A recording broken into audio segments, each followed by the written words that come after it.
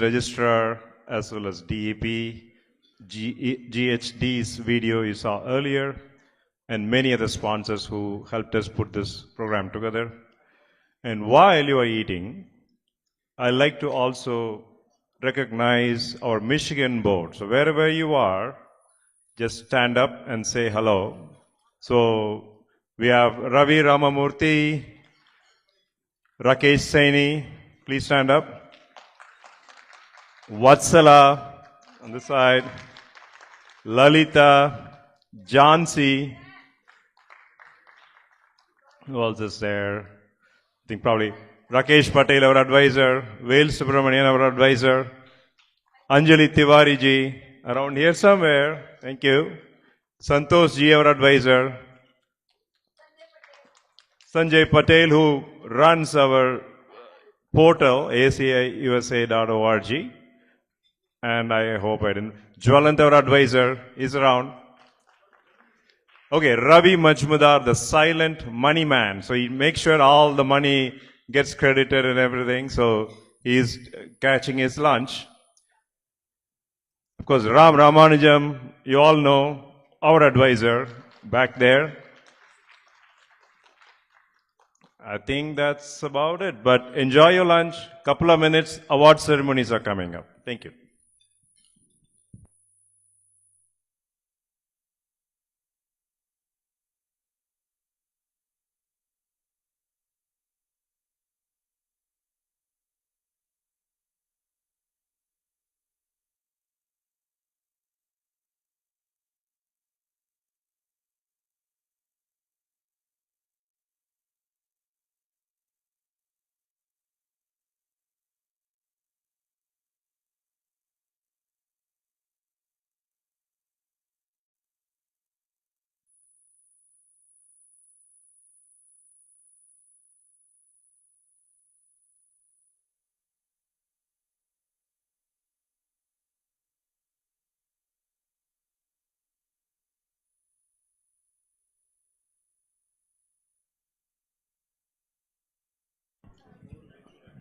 So while the award ceremony is coming up, there is a 1-minute announcement from Lalitji.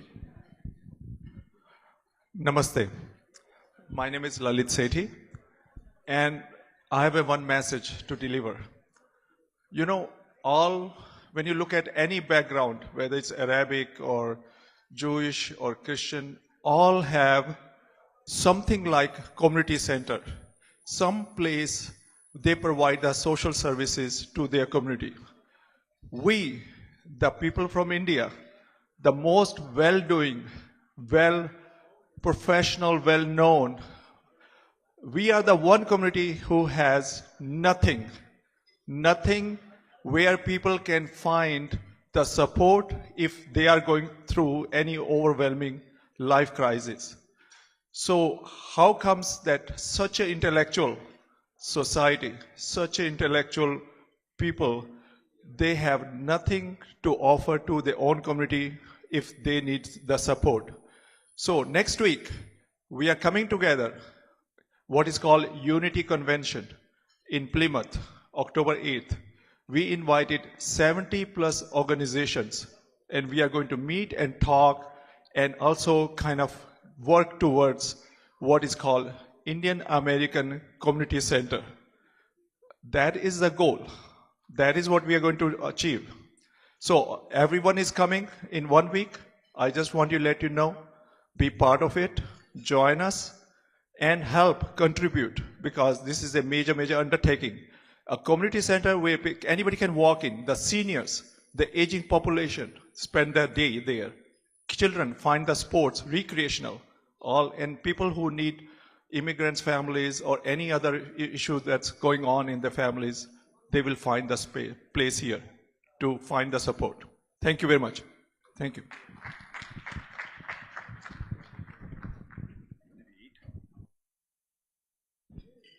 Vatsala? Here we go. So awards. Time for awards. Yay! So let me call the person who can do it really nicely. But just so you all know, ACI awards are very prestigious awards, especially because I also got it once. we form a team, and the team actually comes together and decide. So in the team, we had Piyush Malik, and he keeps saying that he facilitates the awards, but he's definitely a part of the panel. We have Dr. Thomas Abraham, somewhere. Oh, yeah, Dr. Thomas, and we have Rakesh Gulyani, but he's not here at the moment. But we came together and came up with the awards. So I will like to have Piyush come and announce all the awards while we have virtual acceptances. Thank you, Vatsala. You know, I'm just a facilitator and a janitor of the organization. Chief volunteer. The work that goes behind the scenes, you've seen the chapter presidents do. Vatsala has multiple roles. She's not only serving on the Michigan board, but also on the National Board Executive Council as secretary for the last 3 years. So a big round of applause for Vatsala. The awards committee this time, and actually this has continued for the last 2 years in a row. Dr. Thomas Abraham has chaired the awards team for the longest amount of time in ASEI. But this time we wanted a woman chair of the awards committee. So that's what Vatsala was this year. And officially we had Dr. Thomas Abraham, Vatsala, and Rakesh Gulyani as the members. And I would fill in wherever they needed help or wherever the outreach was required to CEOs. So that's the process. Nominations were called from everybody, members as well as non-members. And we kept this nomination open until 31st of August, and after which deliberations and all of that happened, and then finally the award winners were chosen. And you will be hearing only part of the awards right now during lunch. Feel that with lunch only you can digest part of it. Rest of the awards will be at dinner time. So for the first award, it's the ASEI Service Excellence Award, and it goes to Surbhi Kaur, who has been on our national board since last year, but before that she was on the Silicon Valley board, and she's currently a vice president at Juniper Networks. She has been doing a lot of things for the community as well, apart from ASEI, and I want to read her bio to give gestures. You can see on the screen as well. Her leadership role at Juniper centers around enhancing customer experiences through the integration of Juniper's experience-first networking initiatives across every facet of her customer journey. With over 2 decades of impactful leadership in product design, development, and strategy with Fortune 500 companies, Surbhi is a seasoned professional who has spearheaded visionary products and engineering teams at tech giants such as Google, YouTube, Netflix, and Cisco. Surbhi has not only served ASEI as its national board member and on several ASEI committees, including the election committee last year, and recently Gen AI, a picnic that we did in Silicon Valley. And over the past 10 years, she has served several other community and alumni nonprofits. For that, Surbhi is presented with her Service Excellence Award. And Ram Ramanujam, our Vice President of National, he is going to present virtually.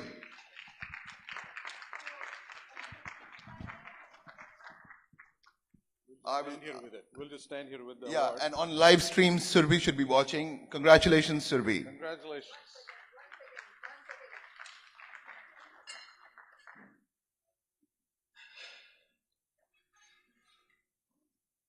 Okay, moving on to the second award. So, our second award is... Oh, yes, of course. Surbhi needs to accept. Hello, everyone. I'm Volume. honored and profoundly grateful to the ASEI organization and community for this Service Achievement Award. While one never enters the field of service with the intent of recognition or awards, one does it out of passion and the desire to give back to the community, to the next generation. It is still very heartwarming to be appreciated and acknowledged, and I thank you all for that. I would have loved to be there in person, with all of you celebrating, but unfortunately my work commitments did not permit me to do so. So I'm sending this message of gratitude to all of you, my ASEI family. First and foremost, I would like to express my heartfelt gratitude to ASEI board members, ASEI Bay Area leaders for this distinguished honor. ASEI is an organization that has consistently championed education, mentorship, leadership, and service in engineering, and I'm humbled to be counted amongst its recipients. I must acknowledge that achievements of this magnitude are never the result of one person's efforts alone. Behind every accolade is a network of support, of encouragement, and of inspiration. And I owe a debt of gratitude to my mentors, colleagues, and friends who have been my guiding light throughout this journey.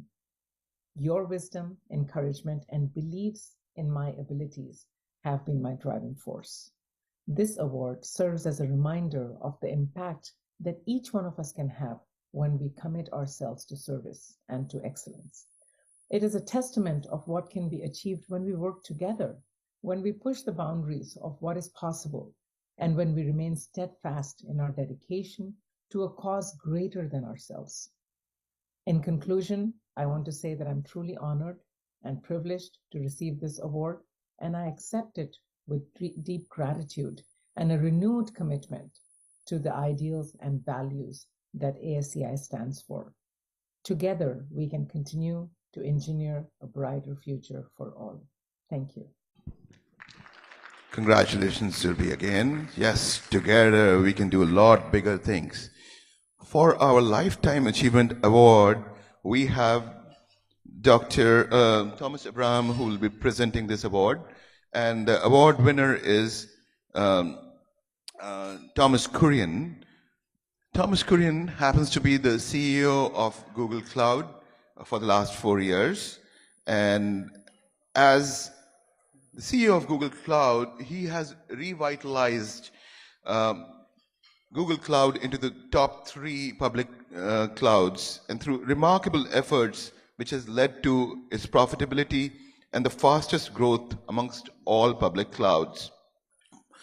Prior to Google,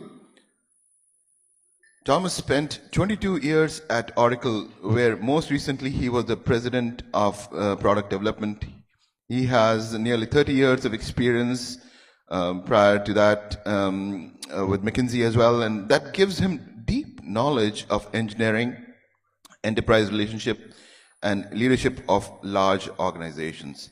For his lifetime of efforts and towards the engineering community and for general management and for his commitment to society, he is being recognized with the highest honor that ASEI bestows, and it's called ASEI Lifetime Achievement Award.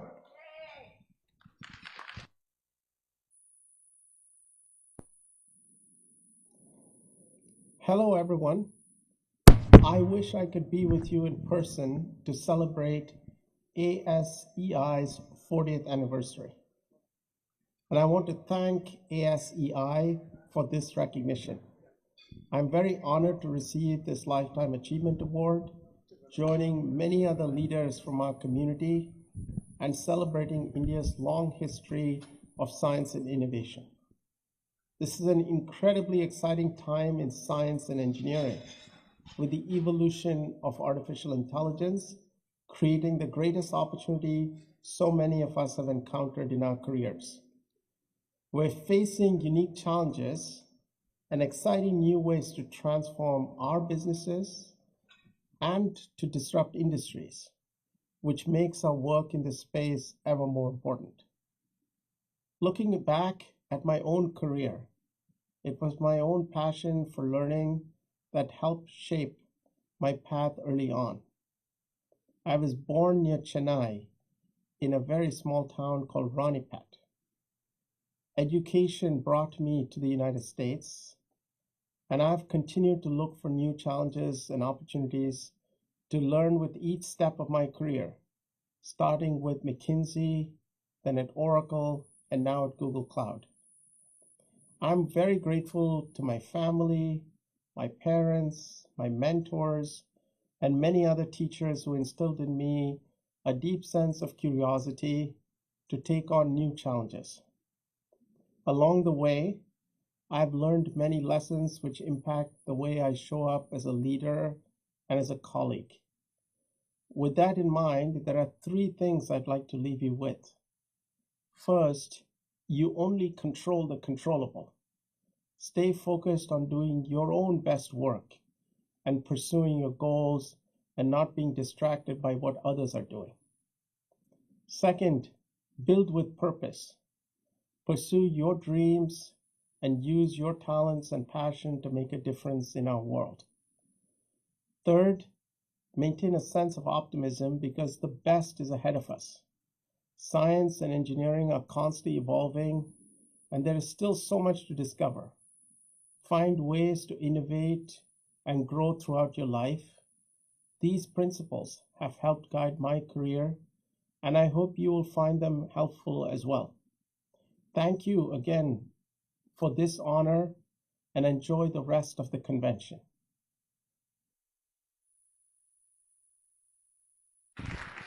Congratulations, Thomas Kurian. And our next award for Entrepreneur of the Year, Engineering Entrepreneur of the Year, goes to Dheeraj Pandey. Dheeraj Pandey is a serial entrepreneur, founder and CEO at DevRev, which is a small startup, and he's also a board member at Adobe. Many of you may have used Adobe products, by the way. Prior to this, he founded and led Nutanix as its CEO and chairman for 10 years. It was a category-creating product which achieved $7 billion of revenue before he stepped down to start his next startup, which is this one. Previously, he was at VP of Engineering at Aster Data, which is now Teradata, and where he helped build the product and engineering team from ground up. Dheeraj's entrepreneurship spirit has been recognized with a number of prestigious awards, including Dell Founders 50 and the EY Entrepreneur of the Year, and now the ASEI Entrepreneur of the Year 2023. For that, G. Satish from our National Board and SoCal chapter is here to present this award to Dheeraj, and congratulations, Dheeraj. I'm honored to receive this award from ASEI. Grateful for the recognition and really excited about the coming 10 years of my life as I go become an engineer myself again after having run a very large public company with almost 7,000 employees the last decade. I think the reason for me to do DevRev, which is my current company, was to really make engineers, especially developers, into able founders. Give them a business operating system that could make them really think of a unified company.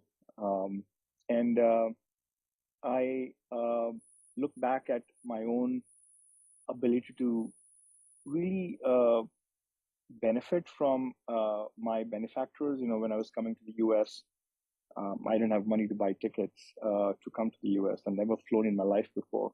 So Jane Tata Endowment and Casey Mahindra Education Trust, they really helped me come here. They gave me $3,000, and that's how this engineer really went on to, get admitted to a PhD program at UT Austin. In the year 2020, as I said, I figured I need to become an engineer again. I started to learn AI. I'm reading a lot about all things AI. And my wife and I, we have a philanthropy, and we are focused a lot on life sciences and biotech. I exhort all the engineers of Indian origin in the US to really take their skills to the next level. Nuclear fusion is a big one. In the next 10 years, a lot will happen in nuclear fusion. EVs, batteries, I don't have to say much. Everybody is gung-ho about them. But also engineers in biotech and life sciences is so important. We look at people in the world of oncology and biochemists. They really would love to get skills of engineering in their departments, in their research labs. in their companies that we all as engineers can really go and do, including for our own children. I mean, I would love for our children to really go become engineers who are also good at one more thing. If anything, my wife and I, we are also working hard in getting a DNA sequencing machine in high school of our children, so they can actually left shift a lot of the learning on, understanding about the DNA and proteins when they're 15 and 16 rather than when they're 25. So I exhort all the engineers to really go and take this to the next level, go beyond their mechanical and civil and electrical and aeronautical and computer engineering, and take it to that and something else. That's where the real innovation will happen in the next decade or two. And again, grateful for the honor, and I look forward to really learning with all the engineers this decade. Thank you. Congratulations, Dheeraj. All right. Our last award of the afternoon is our Scientist of the Year award, which is going to Neena Tandon. I have to tell you something before I tell about her bio. Her nomination first came in 2015 when I was on the awards committee. And this year again, when the awards committee received her nomination, we were thrilled that somebody nominated her again. And here she is, and you'll realize why she's being recognized. Neena Tandon is the co-founder and CEO of EpiBone, a biotech company that grows bone and cartilage for skeletal reconstruction. People who are not getting any younger like me would need the inventions that she is inventing.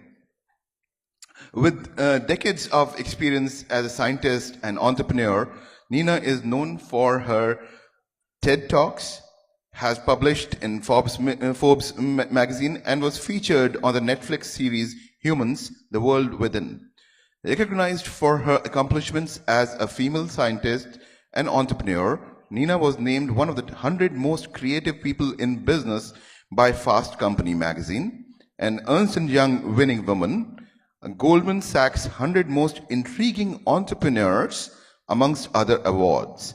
Neena holds a master's in bioelectrical engineering from MIT and 2 advanced degrees from Columbia University, an MBA and a PhD in biomedical engineering. And she hails from Mumbai and New York.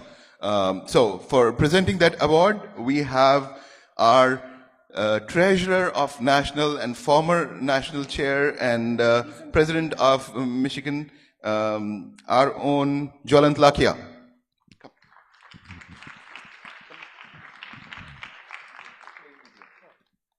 We play the video and we'll take this picture.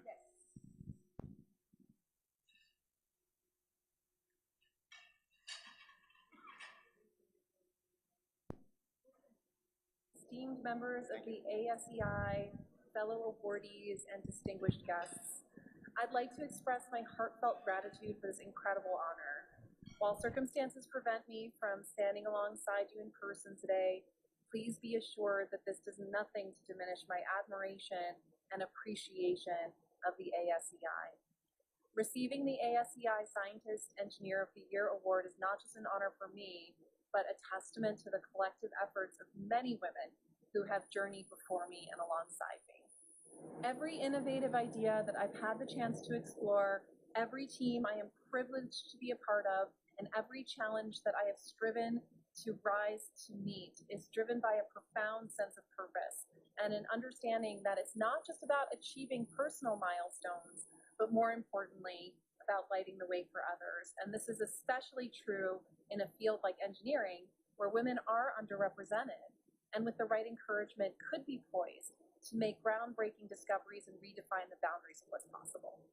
My own path has been significantly influenced by such pioneering women, including the likes of my PhD advisor, Gordana Bunyak-Novakovic at Columbia University, a luminary in tissue engineering, and Sangeeta Bhatia at MIT, who has been a guiding light in the development of microorgans. The dedication of the ASEI has shown that over the past 4 decades, it's possible to strengthen relations in the Indo-American engineering community and has been nothing short of exemplary.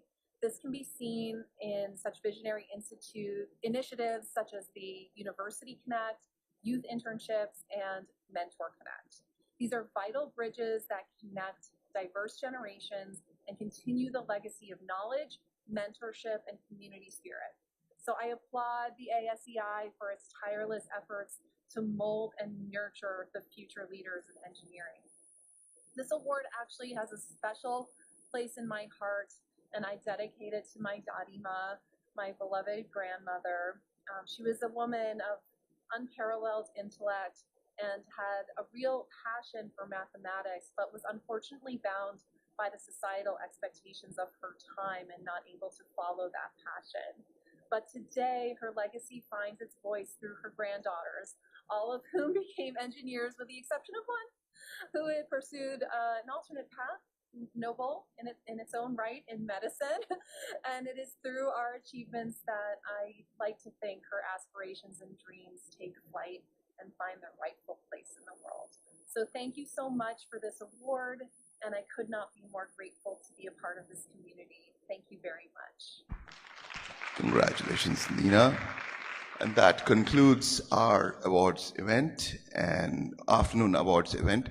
Thanks again to the awards team, Dr. Thomas, Rakesh Guliani, and Vatsla. Enjoy the rest of the conference, and over to you, Muthu, for the next segment. Thank you.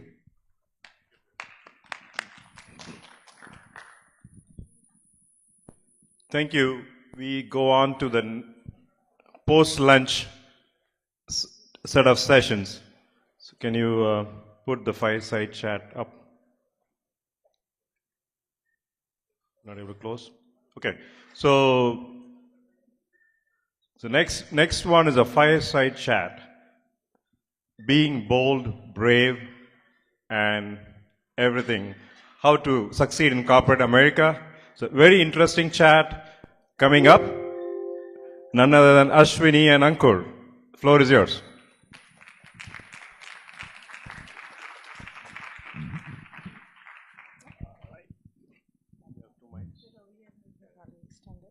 Thank you. And I come back again to introduce you. God. Okay, so today morning I said the alphabet start with an A for a purpose. Right now we have A+, Ashwini and Ankur. So quickly going through their achievements, which I cannot quickly go through anyway. But Ashwini is the General Manager of Advanced Engineering at Harley-Davidson Motor Company. And her achievements are plenty to talk about. So she leads all aspects of advanced engineering, including test and reliability engineering, core engineering, and innovation teams. Ashwini is also responsible for delivering motorcycle leading innovation and technology roadmaps across the motorcycle portfolio. So anything to do with motorcycles? Here is the person to go to. Okay, can I shift to Ankur now? Ankur is the Executive Director of Engineering, and she leads the vehicle mechatronic, okay, I pronounced it right, embedded controls in General Motors. Previously, within GM, Ankur served in the roles of Director of Battery Pack Engineering and Director of Software Engineering for Vehicle Motion Embedded Controls. Should I continue or I'll let you talk? We're good. That's plenty. Thank you. There's another mic over there. Yeah.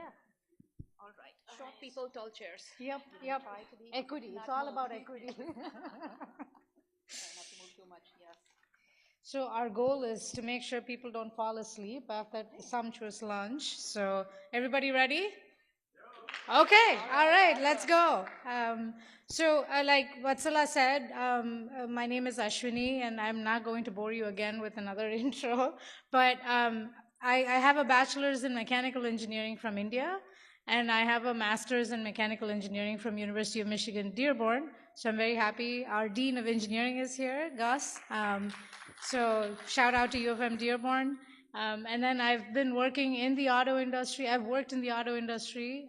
Gosh, it feels so strange to say it in the past. For about 19 years before I moved on to Harley Davidson, and I'm coming up on my 2-year anniversary there. Completely fascinating company, very unique culture, but all about disrupting ourselves as well. So we'll talk a lot more about that as we dive into this fireside chat. So Ankur? Awesome. Well, thank you. I'm really honored to be here. And as Ashwini said, our goal is to not to make sure nobody falls asleep. For that, we need our mics working, or I'll have to speak. Perfect. Yes, so we are going to go through a little bit of our journeys and what brought us here type of stuff, but we're really looking for engagement from all of you as well, and questions and anything that you'd like us to probe on. So really this time is for you.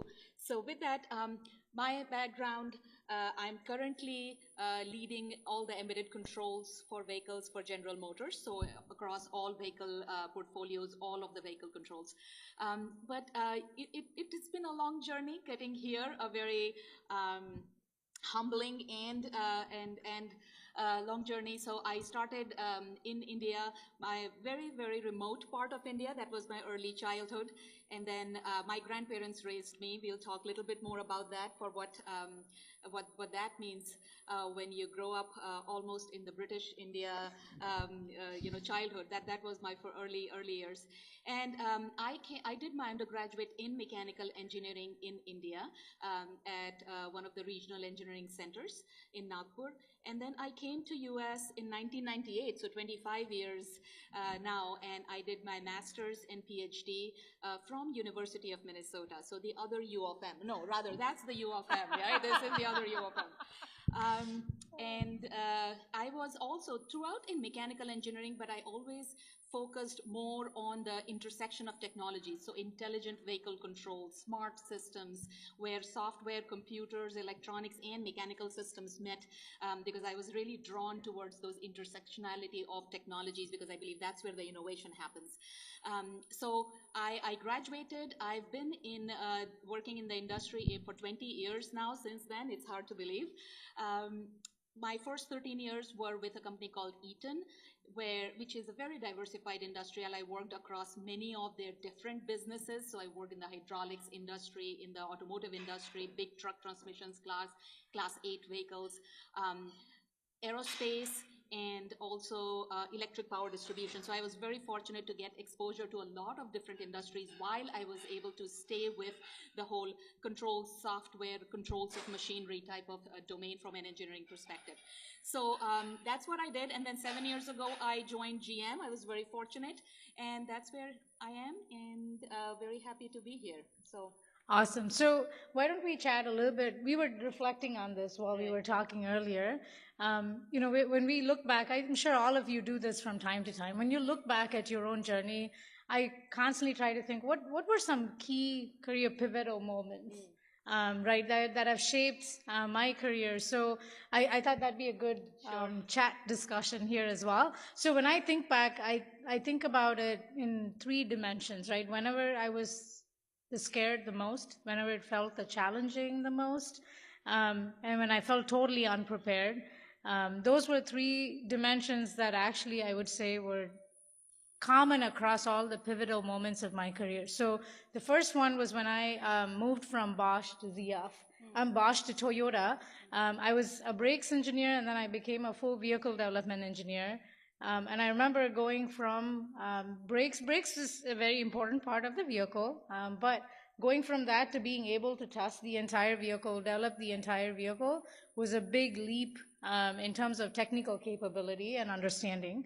And Bosch is as German as it gets when it comes to culture. And then going from that to a Japanese culture was very different. I remember sitting in some meetings, getting ready to present data, and I actually got a lot of negative feedback after that first meeting, right? Because I was so used to going slide after slide after slide. And Japanese don't like slides. They don't like words. They want you to stick to pictures, data, and it has to be in an A3, right? So that was a big pivotal learning moment for me, is to say, how do you tell your story Because whether we're engineers, whether we're marketing people, we're all communicating a story, right? When you're telling your story, how do you make sure you connect the dots appropriately, understand your audience, and be able to tell the story in the most concise manner without putting people to sleep and drowning them in slides? So that was a big pivotal moment for me. And I think the second one was probably when I moved from ZF to Martin Rea. So I stepped outside of engineering and took a sales and marketing role for the first time. I remember being very skeptical about it and saying, am I going to like this? I love being an engineer. Am I going to like this? But looking back, I think one of the best career decisions I made, because my view of the industry and the business just multifold grew. I learned how being in sales and marketing, people don't give everything away. It's actually a really, really tough job. A lot of tap dancing goes on with the customer. So kind of blew my mind and opened my eyes and opened up the lens that I see the industry through.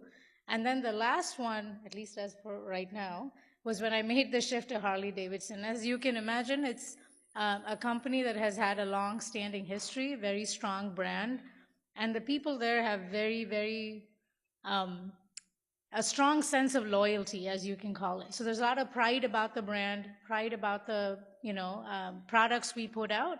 And almost everybody that I work with, whether they report to me, the peers that I work with, people I report to, all of them have been there at least for 2 decades, right? So you're always like the young person or the new person on the block. So you have to be able to navigate that, hold your ground. You should know you're technically qualified. That's why you're there. But also understand how to capitalize the deep technical expertise that is there within the organization. So that's what comes to my mind when I think about reflecting and thinking about some pivotal moments. Maybe you can share what comes to your mind. Sure, yeah. And as I was listening to you, Ashwini, and I know know a little bit of your background too, and we've talked, I think when you zoomed in, it were all these big transitions. Correct. These the transition moments. Correct. You're changing a job or changing your domain, and that's when we are most vulnerable. Correct. And getting the eyes open and support and feedback, I think that's very critical. So absolutely spot on. You know, if I reflect back on my career and life, first of all, it's very hard for me to delineate my career from my life. Somehow I feel like those pivotal moments happen right at the intersection of those things. So what I'd start with, I'd be remiss if I don't start there, I had a very different foundation. I realized this only when I grew up and I interact with different folks. But as I said, I was born in a remote part of India, in rural India, actually in Siuni, which is what Rudyard Kipling mentions for Mowgli. So those jungles, I was there. My parents are physicians at that time working for the government, and I was born. There were no schools, no electricity, no indoor plumbing, so it was really out there life. And when I needed to go to school, I was sent to my grandparents who lived in a town where there were schools and such and basic amenities. So they raised me, and that was very different because I was the only grandchild and they grew up in the British India with a lot of discipline and really grew from very, very humble beginnings. I mean, like abject poverty. We didn't have food and medication for kids like that level. But they built an amazing life built on discipline and personal discipline and education, hard work, and integrity. So we never used these words, but that's how we lived. There was no easy button. I learned so early, there is no easy button. Nobody's going to hand it. Don't expect that. So, you know, and we'll touch more about now. My life is very different, and I constantly find myself at, you know, when I get upset about little stuff, I'm like, there's no easy button. You know that. So for me, that was the foundation. And as difficult as it was, and a sense of personal discipline and personal accountability. You have to build your life yourself. There is no easy button, and the ropes that they handed to me were hard work, integrity, education. That's what we did. So for me, somehow that foundation has always been there. And whenever I am very vulnerable through these transitions or different parts of my life, I find myself that I can find refuge in that. I can go back. You can lean into that. I lean into that I know the ground to stand on.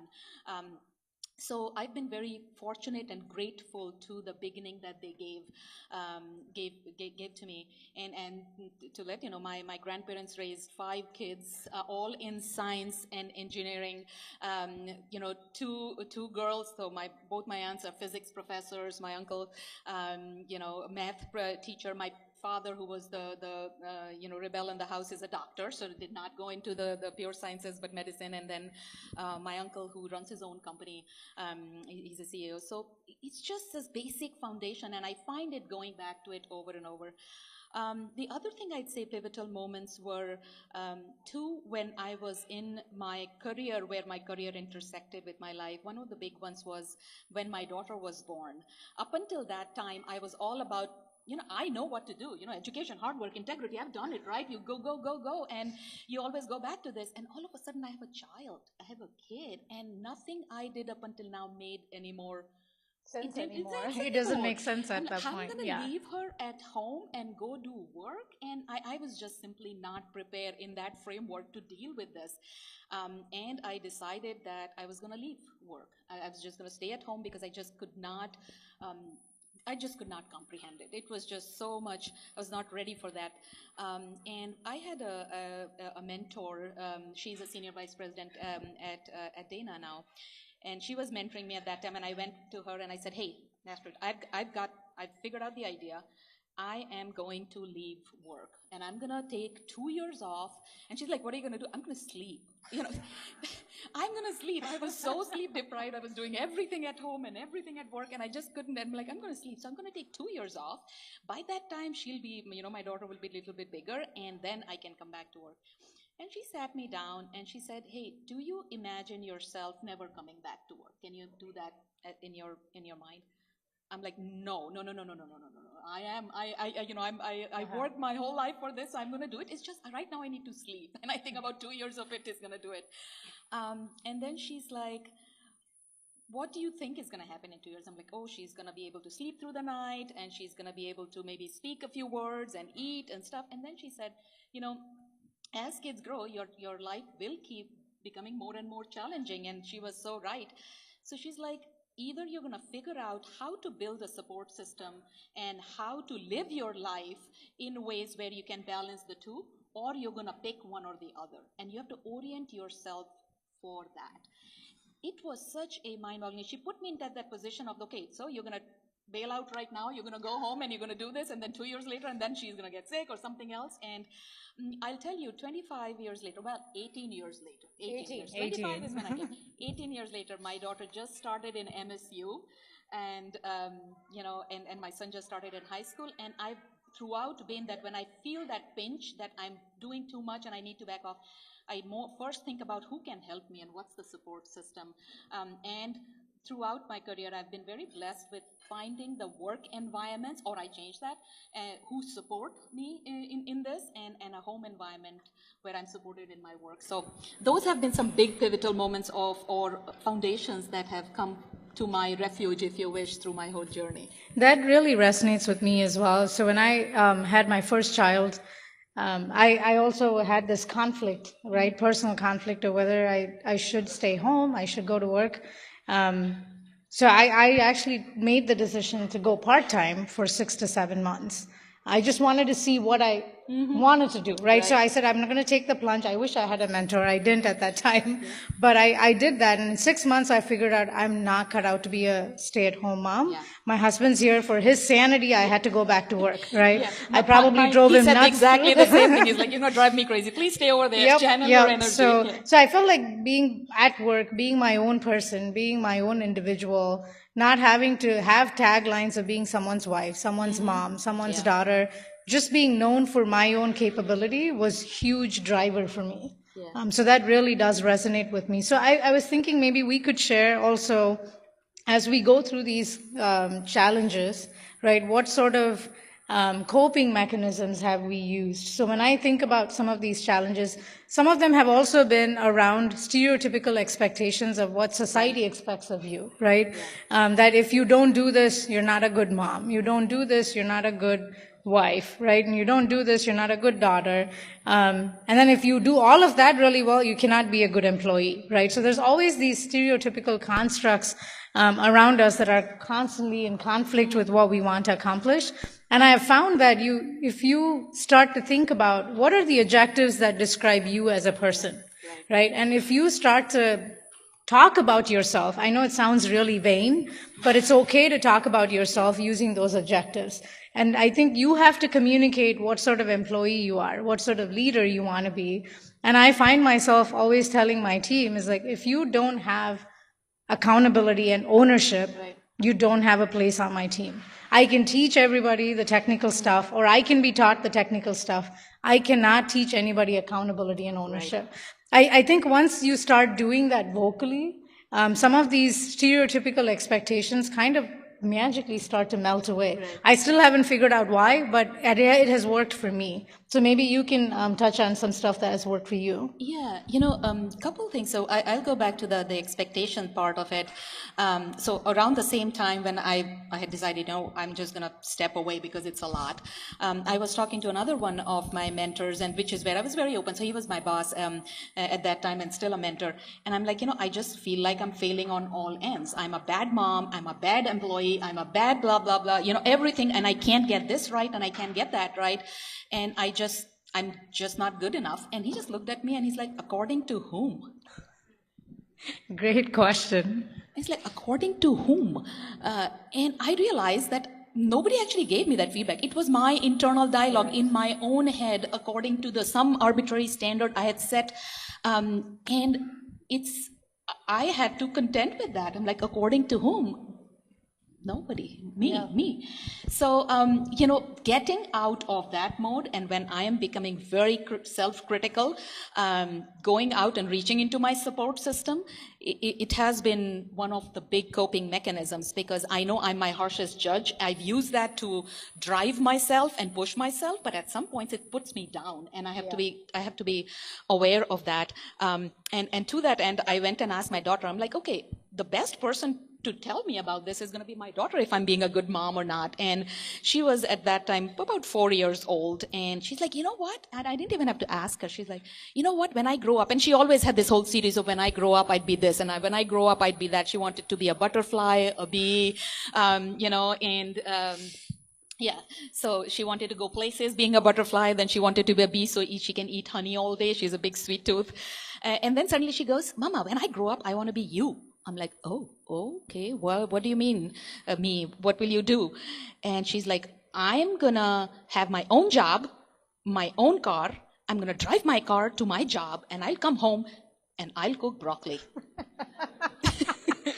That's the best validation you can ask for. I'm like, you know what? That's it. This is what I need. So it's setting expectations for ourselves, which are negative, or getting into that negative churn and really breaking through that. The other one I found, I did get external feedback of stereotyping as well. So very early in my career, I started moving into the leadership roles and leadership aspects of engineering. I've throughout been in engineering, but very quickly into program management and then organizational management side, and I had a career coach, a lot of leadership assessments and career coach, and one of the very early feedback was, he met me and I had to go do some surveys online type of things, and then he's going to do this assessment, and we met in a coffee shop, and I walked in, and then he sat down and he's like, you are Asian, you're a woman, you have a PhD. You create that, your resume, you create that stereotype of somebody who belongs in a lab, not at a leadership table, not a seat at the table. And you're going to have to be aware. And it was a pretty harsh, pretty direct feedback, but I'm so grateful he said that to me. He's like, look, I read your resume and I expected something, and you came here, and 5 minutes after I talked to you, you're a totally different person from what I expected. So you need to know that you invoke that stereotype. And you will have to work around that and against that, and you will have to be explicit about it, and you have to be. So being aware that bias exists, as long as I'm aware of it, I can work, against. I'll tell you, early on in my career, that feedback I did not know how to process appropriately, so I started changing my appearance. I would not, or I started. I do not put doctor in front of my name. I worked so hard to get that PhD. I dropped it, and somehow 20 years later, I cannot put it back because I was told that literally takes your credibility away as a business person and puts you in a lab scientist impractical. So these were hard feedbacks. So I do not. And then I realized that, look, these are all realities of my life. I am a woman. I am Asian, and I have a PhD. I'm very technically oriented. Education is a core pillar in my life. I'm proud of these things. But that's not all I am. There are other things. And what clicked for me was this person had said, hey, I talked to you for 5 minutes, and you just myth-busted everything. That you just broke through that stereotype. I'm like, okay, I need those 5 minutes. So I make it a point that whenever I'm going to a new role or meeting new people, I find my 5 minutes of face time. I've done that with Mary Barra. I need 5 minutes when I took the senior leadership role. 5 minutes of face time. I don't let the resume or people's biases speak for me. I speak for myself. Agreed. And then let people know. So I found actually there's a good side of it because I can, if people expect something, I can change the expectations or exceed them in a very positive way, just taking charge of my own narrative and showing up for myself.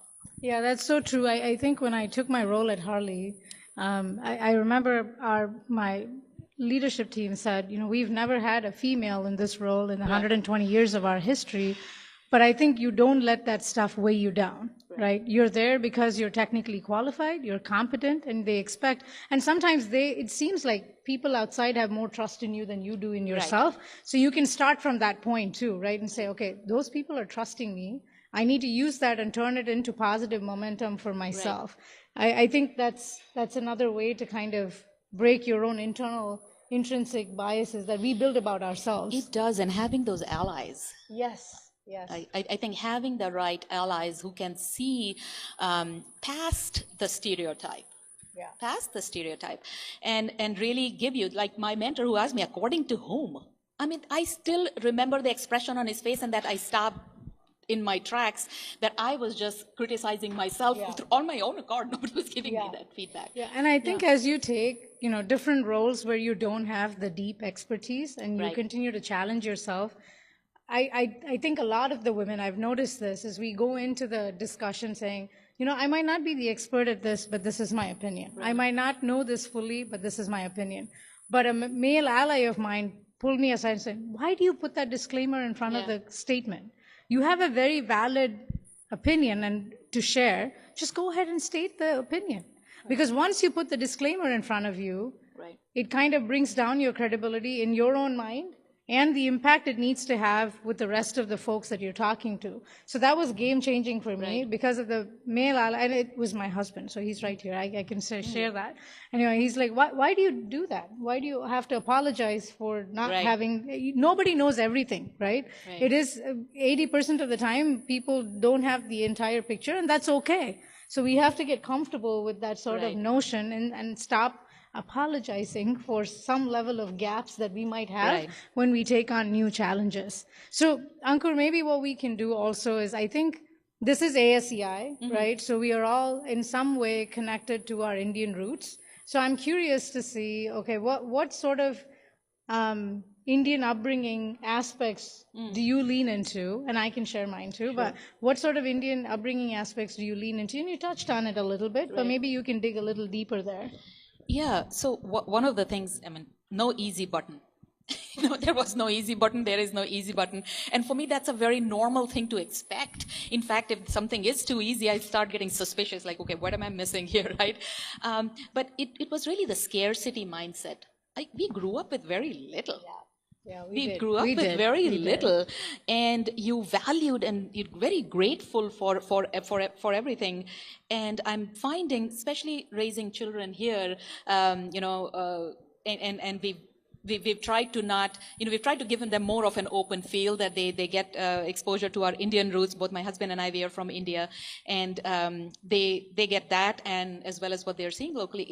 It's just the difference in how they approach life and how I do. Even right now, for me, I'm going to check the price tag of something, and I'm going to check if it's on sale or not. The clearance section first, and utility first, and then you don't really care about brand. I'm like, it's the same shoe, right? It's white sneakers. Why does it have to be Nike with the tick, right? Anyways, but it's the scarcity mindset, and I'm finding not just at home, at work, because the environment we are living in right now, there are no guarantees.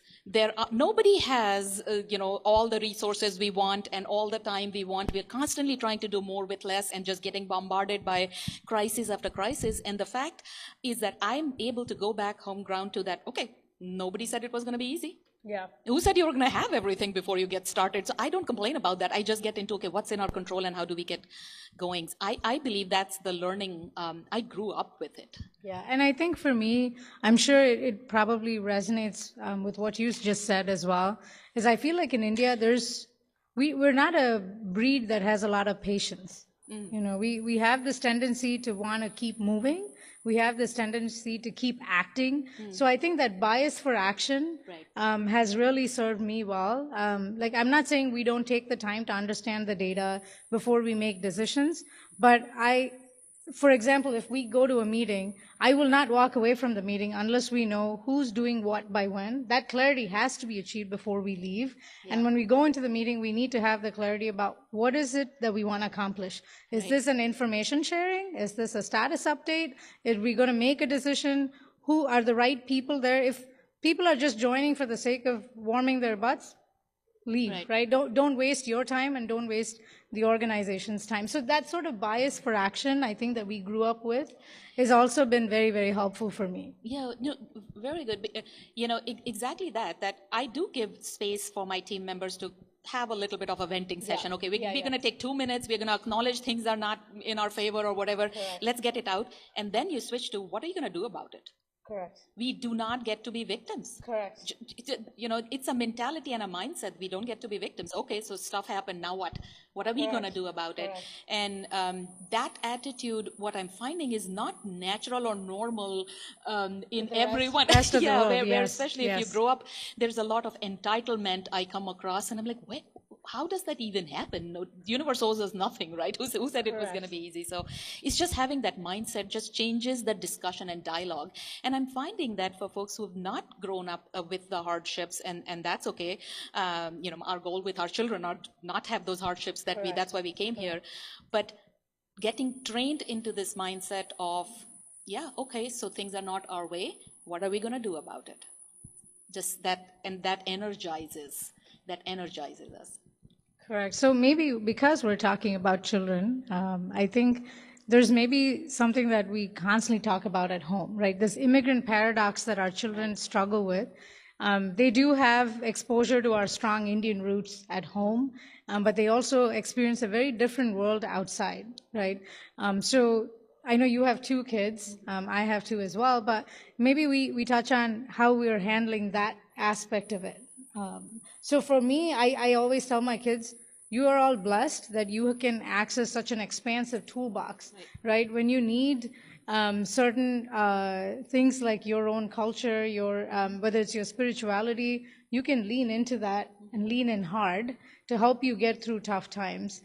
The culture that they're growing up in on the outside helps them to think freely, right? And really no barriers. Right. You can be the owner of your destiny, and you can lean into that hard as well when you want to shape your future. So I feel like our kids have this expansive tool set that I try to reinforce at home, because sometimes it can get very confusing for our children. Yeah, it is. You said it, so I've been thinking about our children. For example, we encourage open dialogue and discussions in our household. We talk about every topic, everything gets discussed. And that's sometimes hard. So for us, we have, my husband and I, we made this explicit thing that we're going to give the kids the space. We've decided to raise them in this environment that while we offer up and we live our life through the values of which we grew up with, they get to experiment and they get to choose. And it has not backfired. I mean, it's not that our kids got spoiled or whatever. It has not. But it took a lot of courage to get to it. The most interesting thing happens when their grandparents are visiting, and they're like, "What are you guys doing to your children?" Right?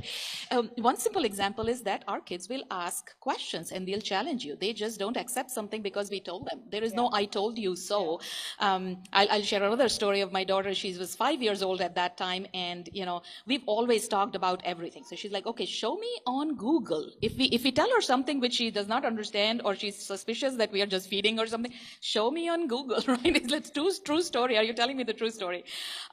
So we've always encouraged. Now, one of these days we were cooking and she was helping and blah blah, and I was tired. The younger one was ready for bed, and I'm like, "Dia, just go take a shower, take a bath." "No, why should I take a bath today? I am not dirty." "No, you should just go take a bath." And a whole debate. And I did not have time for this debate. And I told her, "You know what, just go take a bath because I told you so." And she just stopped. She was mashing potatoes. She's always helped me in the kitchen. And she's like, "No, you're not the boss of me." And I said, "Well," and I went into that little mode, right? I'm like, "You know what? I am. Why? Why?" And and I said, "That's because I made you." So she thought about it for a bit. And then she goes, "How about we take turns? Sometimes you're the boss of me and sometimes I'm the boss of you." She did accept that I made you. But that's the spirit of our children. So when our parents visit, they ask questions. So we've had to explain that how you show respect and engagement is very different for these children. They ask questions not to disrespect you, but because they're interested in you. That's how the curiosity shows up. And it's been a learning for all of us. It's been a learning for all of us and our parents, and now for the kids to understand different cultures. And I'll tell you, we never forced our language. We have multiple languages in the house, Hindi and Bengali, and our kids are now coming back and on their own accord, they're picking and choosing, and they're creating their own toolkit. And while they do that, they're teaching us a lot. I mean, we did not grow up here. So when we are in our work environments having to engage with the next generation of engineers and the team members and the workplace for people who grew up, I go and ask my kids, "Well, what does this mean? Or what does that mean?" And they teach us. So we found that space of teaching each other and taking away the hierarchy, if you wish, in a good way, but installing that our kids know that if it's safety or health related, I will step in, and that's that. I mean, then they simply have to go do everything else they get to do, pretty much. Awesome. So I think we do have time for additional questions from the audience. If you all haven't fallen asleep yet, we can have some questions. Yes, Rashmi, go ahead.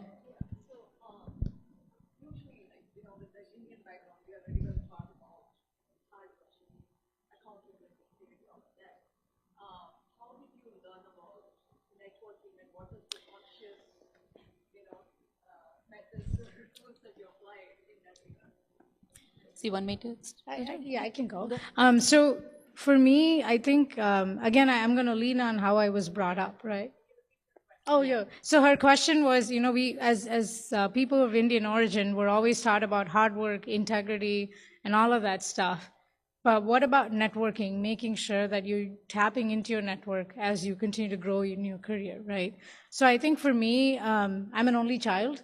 So I'm always craving for opportunity to be around people. I draw energy from being around people. So I naturally have this tendency to be able to be part of something that's bigger than just my family, than just me. So that over the years has helped make genuine connections, right? So I connect with people because we have shared values. I don't connect with people because they are something, they are in a certain position. That is irrelevant to me. I connect with people because I think I have shared values, or they're displaying characteristics that I want to learn how to do. And I think so that's basically the foundation of why I will network with somebody. And then the relationship grows eventually. And sometimes there's nothing to give and take. You're just learning from each other, right? So I think when you build relationships out of value-based foundation, they stand the test of time, and they can actually become an ally network. They can become your safety net when you're taking a fall, because your career is never always like this, right? It goes down, it goes lateral, and then it goes up. Yeah. So you need that safety net, and you need that tribe around you to help you out. And you cannot build a genuine tribe if you haven't given back to the tribe. Great. I make it a point, we talked about transitions. Transitions are awesome opportunities. So, and also based on the feedback, knowing that if I don't go and show and get my 5 minutes of FaceTime, people are probably, you know, thinking of me in very different ways, right? Or very stereotypical ways, or partial, just narrow lens. So anytime I take a new role, I create a network chart of who all are the people that I will have to interact with. Whoever I'm taking the role from, or my boss and my peers, I would ask and say, I would make a list of all the names that I would have to interact with at all levels. And I spent my first 30 days essentially, I'm very structured about the 30, 60, 90 day, and my 30 days are just going in front of people, a 20-minute one-on-one saying, I want to introduce myself, I'm new in this role, I want to get to know you, and if you have any tips for me, any input for me for things that I should do or think about as I transition into the role. And I'm finding that creates a very powerful, because first of all, it's very natural. That's a natural point. It's not unnatural that I'm reaching out to somebody and say, I want to get to know, and they're like, okay, what do you want from me, right? So it's a very natural point, and I use it to go get engaged. I learn so much. I build relationships, and people get invested, because I also then follow up as I come up with the plans and ideas, which are born from not just talking to my peers or my boss or the stakeholders, but the team members, my staff. I would do diagonal slices with, you know, people deep into the organization. It gives me a way to then come back and say, hey, you told me this, these are the themes I heard, this is what I'm doing. And that then opens up a two-way dialogue, and in a way where people know that I'm open to feedback, open to input, and I'm going to go think about it, but I'm going to do what I believe is the right thing to do, and I'm going to come back, right? So using the transitional moments, I'm very systematic about going and doing that, and just opening it up and then following up and following up and following up. The other things are whenever there is request like this, right? We come and talk to a group, or people reach out. I do a lot of mentorship through our Asia Connection ERGs and what have you. I never say no. I always make time for it. I put it in my calendar. I know I'm very structured, so I need to have a placeholder for it and make time for it, because that is, as you said, it's building a community and giving back, but also it supports us. So that's it. We have to be intentional about it. Thank you for the question, Rashmi. All right, are we done on time? Oh, okay. More questions?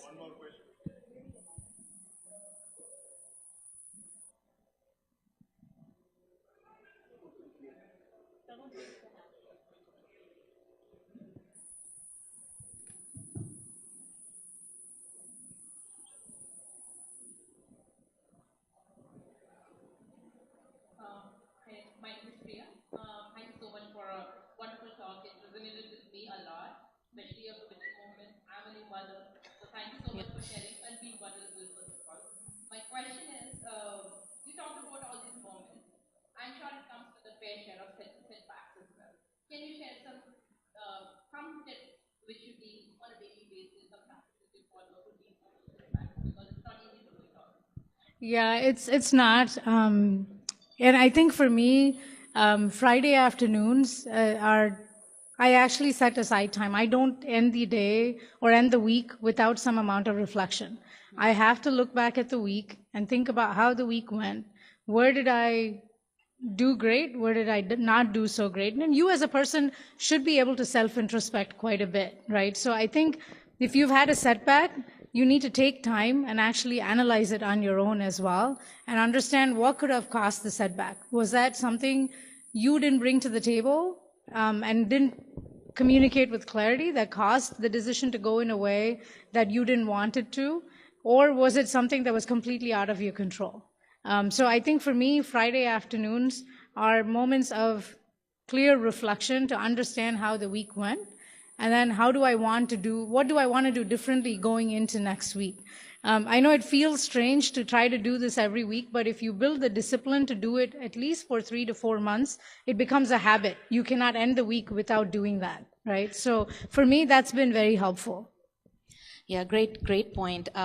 I'd go one step further and I'd say some type of daily practice.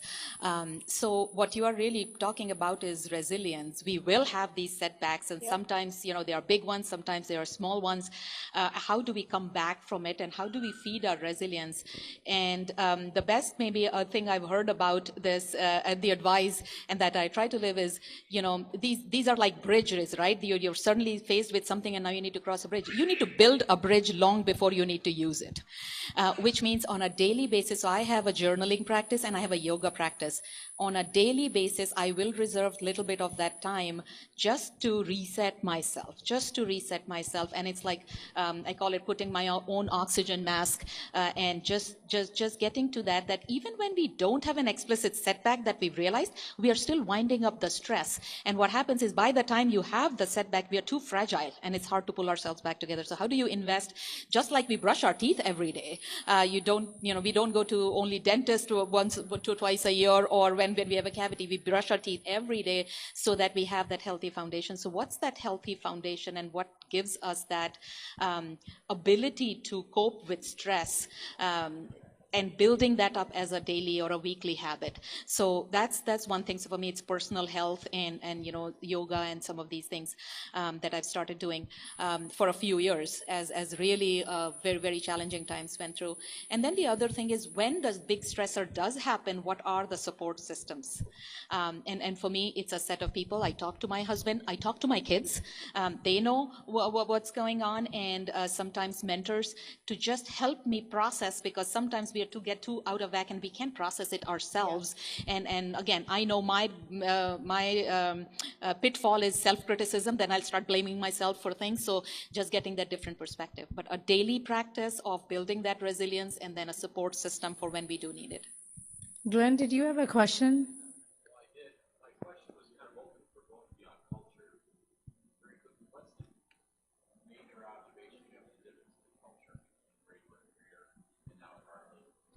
Oh.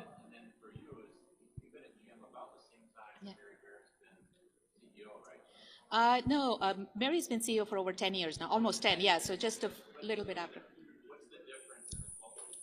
So Glenn's question was, for me, what is the difference in culture between the automotive sector and now at Harley? And for her, under Mary Barra, what kind of culture change has she experienced? So I can go first. So Harley, like I said before, has a very, very unique culture. You walk into the product development center, you will not find anybody that does not wear Harley t-shirts. Not one, right? You will find people that have Harley tattoos. They have a start date and they have left the end date open.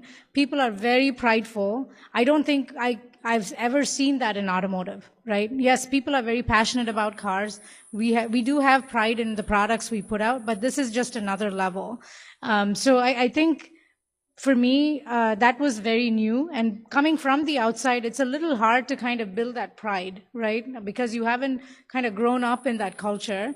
But I think what it has done for me is, especially with my team, I've been able to tap into that and capitalize it, right? So sometimes when they're so prideful of the products, there's so much loyalty. When you're trying to change things around, especially around innovation, they're like, what do you know about bikes? Why do you come here and tell us how we need to do our stuff, right? So I'm very open about what I know and what I don't know. So I have no ego in admitting that I don't know how to design bikes. They know that much, much better than I do. But what I do know is I've disrupted myself several times during my career, and they've all been there in the same organization for their entire career, right? So I always try to come at it from a complementary standpoint and say, you teach me how to design and develop bikes, I will teach you how to disrupt, right? So I think that's been a big learning for me, Glenn, is to not go in and assume that I'm here to teach them only. I'm there to learn from them as well. And that amount of loyalty and pride that people have at the organization is very contagious. Great. Sure. Wow. Yeah, I do. No I like pressure, that. no pressure. That's good. I think I'd say the culture change I'm seeing in GM, even in the 7 years I've been there, that the company, it's a very large company that did not see a lot of change for almost 4 or 5 decades. The last biggest innovation was the small block engine, and they built the company around it. And since then had been a lot of incremental changes. It's a functional structure. And what that has driven is there had become a culture of lack of personal accountability. Everybody, I do my piece of it because people stay in those jobs for decades and they understand their piece of it, but not how the whole enterprise works. And lack of enterprise thinking and lack of enterprise accountability. If the company stock is going up or down or challenges, it's for somebody else to manage. I do my piece. So especially when you think about being an engineer, well, I did my parts of it, and because it's the company so big and so large, it's very hard to connect with that big picture. The culture that's changing now is that it's on me, that a personal accountability, that everybody's piece comes together for the car to go to our customer's hand. And we all have a part to play. We all have a stake to play. And how do we what can I do within my environment to make the improvements? Not somebody else is going to go do things for me, or lots of ideas about that function needs to improve their stuff, right? Okay, what do I need to do? So this turning it around to personal accountability and that entrepreneurship at the individual level, that's a big culture change coming into GM, and that's absolutely required for the transformation that's happening. All right. Thank you, Ankur. We could keep on going. You get such a... So we'll use this 20 seconds to have Kush, one of our, Michigan board member, to give the award to Ankur. Thank you so much. Can we have everybody Stand up, please. It's a good time to stand up. It's a good time to stand up. Make your way into one of the tracks. Energy is back in Woodward, so you can go back to energy. I don't want to steal thunder from Glenn's reskilling for mobility. That's happening in Jefferson. Make your way. We'll be starting in